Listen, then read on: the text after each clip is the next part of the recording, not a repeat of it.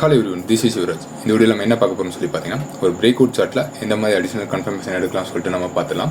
Like இந்த video பொறுத்தவரை already நண்பர் கேட்டிருந்தாரு, நம்ம தேர்ட் கன்ஃபர்மேஷனுக்கு ஏதாவது இண்டிகேட்டர் யூஸ் பண்ண முடியுமான்னு கேட்டிருந்தாரு. பட் இந்த வீடியோ பொறுத்தவரை எந்த மாதிரி எடுக்க போறோம்னு சொல்லி பார்த்தீங்கன்னா ஒரு சார்ட்டை எப்படி சிம்பிளாக அப்ரோச் பண்ணலாம், ஸோ அந்த பிரேக் அவுட் சார்ட்டுக்கு எல்லாராலையும் எந்த மாதிரி ஈஸியாக கன்ஃபர்மேஷன் எடுக்க முடியும்னு சொல்லிட்டு இந்த வீடியோவில் நம்ம பார்த்துலாம்.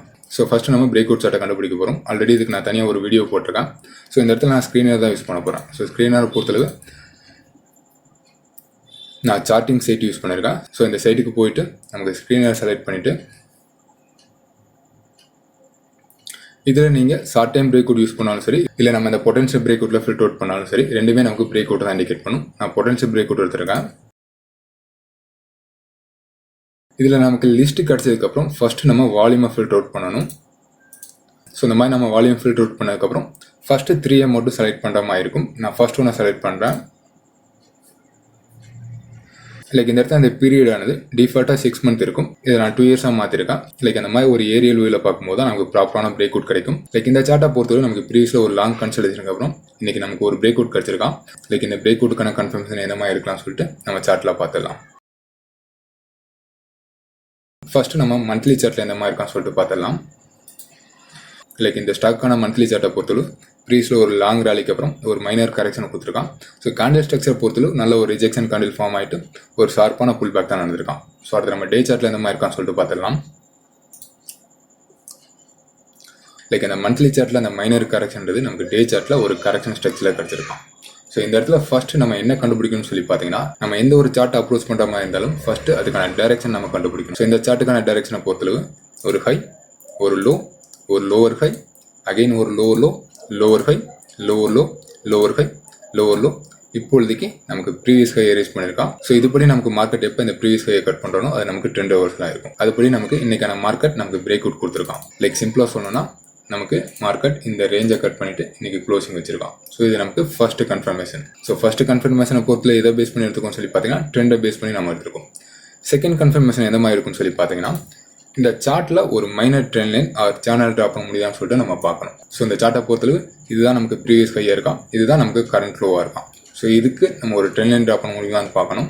ஸோ அந்த ட்ரெண்ட் லைனை பொறுத்தளவு நமக்கு கரெக்ஷன் எங்கே ஸ்டார்ட் ஆனோ அந்த ஹைக்கும் இடையில இருக்கக்கூடிய மைனர் ஹையெல்லாம் கனெக்ட் பண்ணும்போது நமக்கு ஒரு ப்ராப்பரான ட்ரெண்ட் லைன் கிடைக்கும். அதுபடி பார்க்கும்போது மார்க்கெட் எக்ஸாக்டாக நமக்கு ட்ரெண்ட் லைனில் தான் க்ளோசிங் வச்சிருக்கும். ஸோ இந்த மாதிரி நமக்கு ஒரு ட்ரெண்ட் லைன் கிடச்சதுக்கப்புறம் இது சேனலாக கன்வெர்ட் பண்ண முடியுதான்னு சொல்லிட்டு நம்ம செக் பண்ணணும். அதாவது இதை அப்படியே காப்பி பண்ணி ப்ரீவியஸ் ஸ்விங்கோட பாட்டத்தில் நம்ம பேஸ்ட் பண்ணுற மாதிரி இருக்கும். அதாவது இந்த ஃபர்ஸ்ட் ஸ்விங்கோட நம்ம பாட்டத்தில் பேஸ்ட் பண்ணியிருக்கோம். ஸோ இதை பேஸ் பண்ணி பார்க்கும்போது இது நமக்கு பெர்ஃபெக்டான சேனலாகவும் கன்வெர்ட் ஆகிருக்கும்.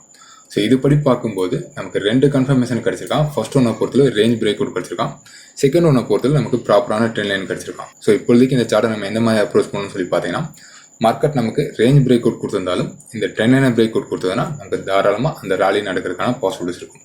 ஸோ இது நமக்கு second confirmation. So third confirmation எந்த மாதிரி இருக்குன்னு சொல்லி பார்த்தீங்கன்னா இந்த இடத்துல நமக்கு டிஃபால்ட்டாக வால்யூம் ப்ரொஃபைல் இருக்கும். ஸோ இந்த வால்யூம் ப்ரொஃபைல் யூஸ் பண்ணும்போது மார்க்கெட் எந்த ரேஞ்சில் அதிகமாக வால்யூம் நடந்திருக்குன்னு சொல்லிட்டு இண்டிகேட் பண்ணும். ஸோ இந்த மார்க்கெட் ப்ரொஃபைலை பொறுத்தல எந்த மாதிரி யூஸ் பண்ணணும்னு சொல்லி பார்த்தீங்கன்னா ஒரு ப்ராப்பரான ஸ்விங்கு தான் யூஸ் பண்ணணும். ஸோ அந்த ப்ராப்பரான ஸ்விங்கை பொறுத்தளவு நான் இந்த ஹைக்கும் கரண்ட் மார்க்கெட்டும் எடுத்திருக்கேன். ஸோ இது நமக்கு என்ன இண்டிகேட் பண்ணணும்னு சொல்லி பார்த்தீங்கன்னா நமக்கு அதிகபட்ச வால்யூம் இந்த ஜோனில் தான் நடந்திருக்கான்னு சொல்லிட்டு இண்டிகேட் பண்ணுது. ஸோ இதுபடி நமக்கு இந்த பிரேக் அவுட் ஆனது ஒரு சாலிடான பிரேக் அவுட் தான் இண்டிகேட் பண்ணுறோம். அதாவது நமக்கு ப்ரீவியஸில் எந்த ஜோனில் வால்யூம் அதிகமாக நடந்ததோ அந்த ஜோனை மார்க்கெட் இப்போ பிரேக் அவுட் கொடுத்துருக்கான். இது நமக்கு தேர்ட் கன்ஃபர்மேஷன்.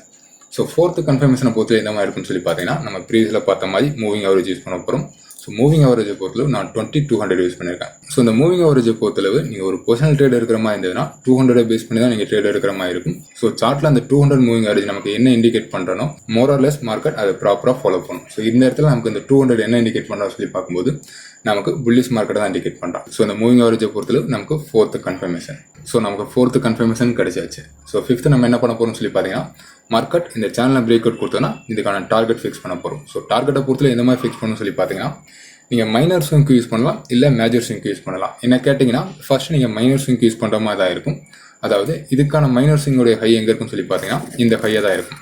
ஸோ நம்ம இந்த ஹைக்கும் இந்த பாட்டத்துக்கும் ரீட்ரேஸ்மெண்ட் எடுக்கிற மாதிரி இருக்கும். ஸோ கரண்ட் மார்க்கெட் எங்கே இருக்கான்னு சொல்லிட்டு செக் பண்ணுங்கள். ஸோ கரண்ட் மார்க்கெட்டை பொறுத்தது 61 கட் பண்ணியிருக்கான். ஸோ 61 கட் பண்ணும்போது நமக்கு என்ன நடக்கும்னு சொல்லி பார்த்தீங்கன்னா மார்க்கெட் 78 ரீச் பண்ணுற மாதிரி இருக்கும். ஸோ இந்த இடத்துல நமக்கு டைரக்ஷன் எந்த மாதிரி இருக்குன்னு சொல்லி பார்த்தீங்கன்னா நமக்கு மார்க்கெட் 61 பிரேக் அவுட் கொடுத்தனால 78 ரீச் பண்ணும்போது ஒரு மைனர் ரிஜெக்ஷன் கொடுக்கலாம். இந்த மாதிரி மைனர் ரெஜெக்ஷன் கொடுத்துட்டு நமக்கு சேனலை ரீடெஸ்ட் பண்ணிவிட்டு அகைன் எப்போ 78 கட் பண்ணுதோ நமக்கு அந்த ராலி கன்வியூஷன் ஷார்ப்பாக நடக்கிறதுக்கான பாசிபிலிட்டிஸ் இருக்கும். ஸோ இதுக்கான டார்கெட்டை பொறுத்தளவு நமக்கு இமீடியட் டார்கெட்ன்றது நமக்கு இந்த ப்ரீவியஸுடைய ஹையாக இருக்கும். மார்க்கெட் இந்த ப்ரீவியஸுடைய ஹையை கட் பண்ணும்போது நமக்கு அடுத்த விஷயம் ரீச் பண்ணுற மாதிரி இருக்கும். ஸோ இந்த மாதிரி தான் நம்ம டார்கெட் ஃபிக்ஸ் பண்ணுற மாதிரி இருக்கும். ஸோ இந்த சார்ட்டை பொறுத்தல உங்களுக்கு சிம்பிளாக புரிஞ்சிருக்கும்னு நினைக்கிறேன். இந்த வீடியோவில் ஏதாவது டவுட் இருந்தால் கமெண்ட் செக்ஷனில் கமெண்ட் பண்ணுங்கள். அடுத்த வீடியோலேருந்து பார்க்கலாம். Okay, thank you friends.